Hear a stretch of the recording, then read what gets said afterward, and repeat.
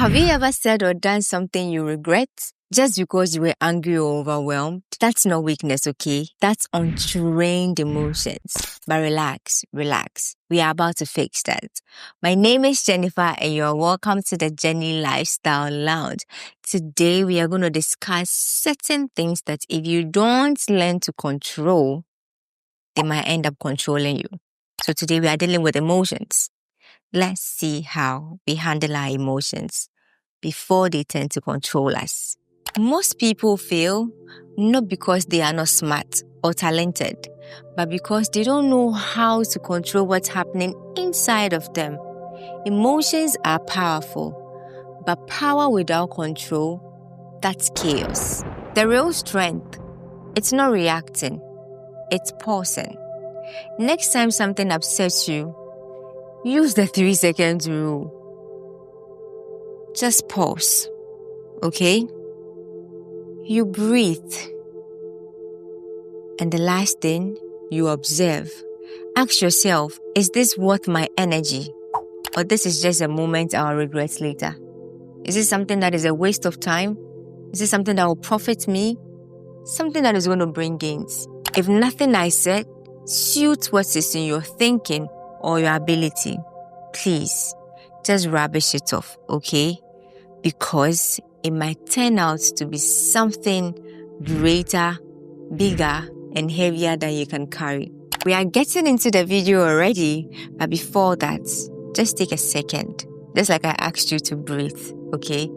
Pause. Don't forget to comment, like, subscribe, and share this video so others can see it. Now let's get into the main deal. Now I have put together a few things that when you put into action and practice them, they will help you control your emotions so they don't rather control you. Now the first one, I call it the name it to tame it. Okay, study shows that naming an emotion reduces its intensity.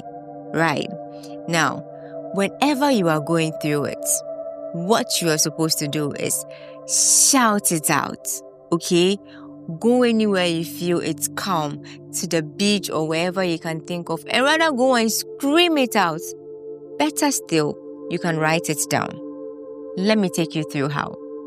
When you are frustrated, just write it. I feel frustrated. I feel overwhelmed. It's simple, but that shifts your brain from reaction to reflection. Let me make this principle a bit easier for your understanding. I mean, let's say you have gone through betrayal, okay? And that moment, there's nothing you can do but pick a saucepan and hit whoever betrayed you to the head. That moment, when you pick up a diary, when you pick up a book, or better still, go anywhere and pour all those emotions out by screaming or shouting, it helps you rather than later sitting down and thinking about it. If I had slapped this person, I think I would have regretted. If I had done this, it doesn't put you in that moment when you feel like, no, it will just even put you in a state of laughing, right? So now, it rather helps you to calm down. Do you understand why I have named it that way? You name it, that is, you write it, you tame it. Someone might say, why do I need to write it down? Why do I even have to go a long way to go and shout these things out? My darling, you know what this does? It delays the process, okay? It delays the act of you reacting. It gives you time to reflect, and it gives you time to carefully think about your next action. Because you know what? We end up regretting anyway when we are in a haste to take a decision. The next one is shift your state. Don't let emotions fester in stillness. Change your environment, okay? To change your emotions. You know what you can do? Just walk, breathe, move. Even a cold shower or 5 minutes jumping jacks can reset your nervous system. It really does help, okay? Do you imagine the look on your face or your thoughts when you're even having to pay attention to someone who is pissing you off? it gets you mad, irritates you. So what's so nice than walking away from that person? That's refreshing. That resets your brain. I mean, gone are the days when we used to see our parents argue and then you see one of them walk away. That was a very good example.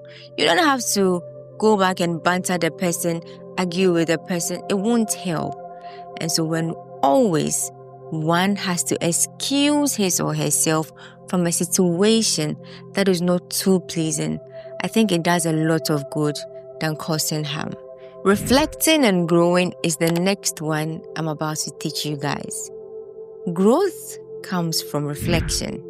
At the end of the day, ask yourself, what triggered me today?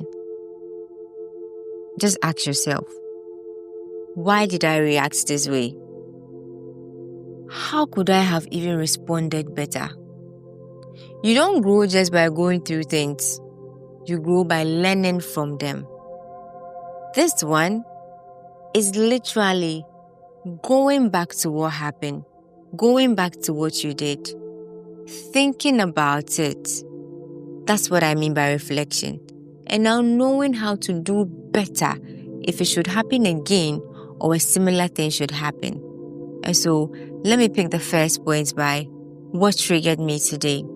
Something might have happened in your day, and then the day was going so sour, it was going bad, you couldn't handle it, but had like a very big argument with somebody. And you didn't spare the person. Actually, you didn't spare the person. You gave it to the person. But later you sat down and you were thinking about it and you were like, oh, I could have done better. I think if I had ignored the person, it would have helped. If I had sorted it this way, it would have helped. But then your actions spoke way louder. You reacted in a way that it was a no-no. And so reflecting to grow or reflecting and growing is something that you really need to know how to work on. It's something you should never ignore.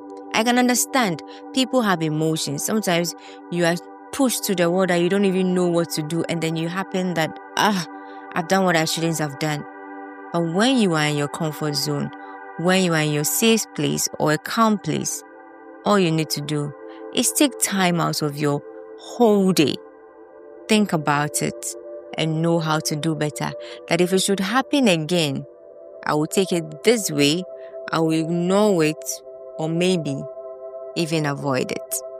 After all being said, I'm summing it up with the power of emotional control. Now let me wrap up with this. Controlling your emotions doesn't make you feel cold. It makes you powerful. It helps you to communicate better. It makes you take smarter decisions. It helps you to build stronger relationships. See, someone might take you for a fool that you are calm at these things. But mind you, you might be the wisest person in the room. Learning how to control your emotions is everything one needs. It gives you the power, like it makes you the strongest, the boldest and confident person to ever be in a room. So whenever chaos happens around you, wherever you are being tempted to the hardest core, know that controlling your emotions is the one that gives you power to stand tall amongst everything. This week, I challenge you, when you feel triggered, don't react. Just pause, breathe, and control it. That moment of silence might just be the moment that changes your life. If this has helped you, hit the like button, subscribe for more mental clarity and real growth, and let's become unshakable together. I'll see you in the next one. Bye.